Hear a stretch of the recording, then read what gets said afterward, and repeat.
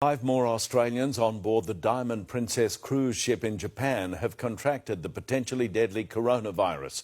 Chris O'Keefe is in Yokohama. Chris, where are those Australians now?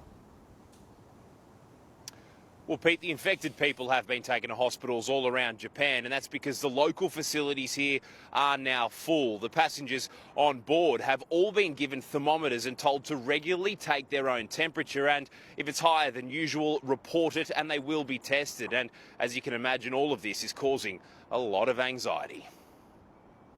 The coronavirus on the Diamond Princess is doing exactly what they feared it would, spreading like wildfire. And now 7 Australians on board have caught it. They're being transferred to medical facilities in Japan, as the other 2 were, and there are quite a number of other Australians on board that ship who are in quarantine. 41 people were marched off the ship and to Japanese hospitals. The total number of infected passengers now at 61. It could be me and Sally next. Who knows?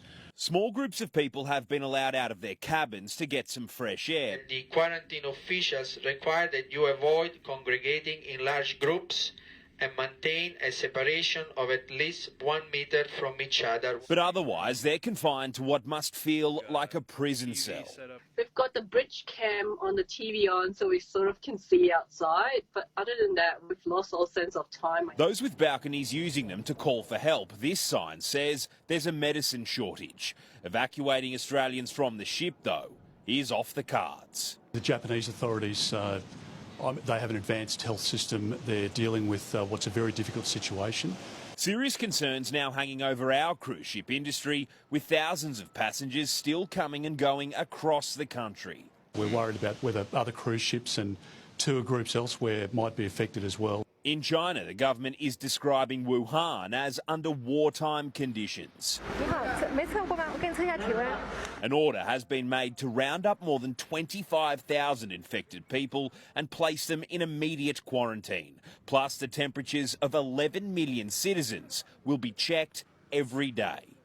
To put it bluntly, we're shadow boxing. We need to bring this virus out into the light so we can attack it properly.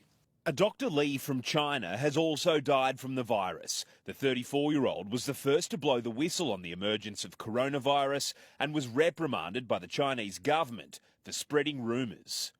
7,200 masks and 4,000 thermometers are now on board. That's so the crew can continuously test passengers for symptoms like a fever, cough, runny nose. That can quickly turn into a severe pneumonia.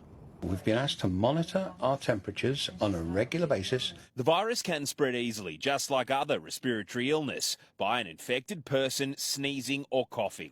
Local Japanese hospitals are full of coronavirus patients, including the 7 Australians. And they're ready for another wave, as more people on this ship inevitably test positive. In Yokohama, Japan, Chris O'Keefe, 9 News.